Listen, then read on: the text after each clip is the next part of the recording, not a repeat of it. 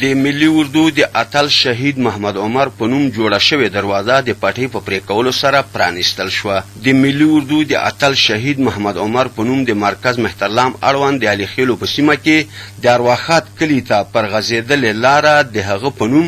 جوړه شوې دروازه نن د لغمان والي محمد اسب ننګ د ولایت د امنیه قماندان مل پاسوال عبدالرؤف روزګاني د ولایت مقام د دفتر رئیس فرید احمد مارزک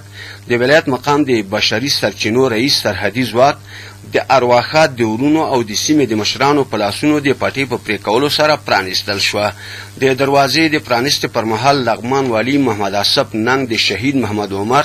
په میړانې او سرښندنې لنډې خبرې وکړې او هغه یوه تاریخ جوړونکې څیره په ګوته کړه. شهید عمر داسې قرباني ورکړه چې دا په تاریخ کې ویاړمن هم ده او غیرتمن هم ده. ښاغلي ننګ وویل چې شهید محمد عمر که د خپلې سینې په سپر کولو سره خپل خوږ ژوند له لاسه ورکړ خو په بدل کې د لسګونو بېګناه انسانانو ژوند وژغوره. لغمان والي زیاته کړه چې د هېواد په حساسو شرایطو کې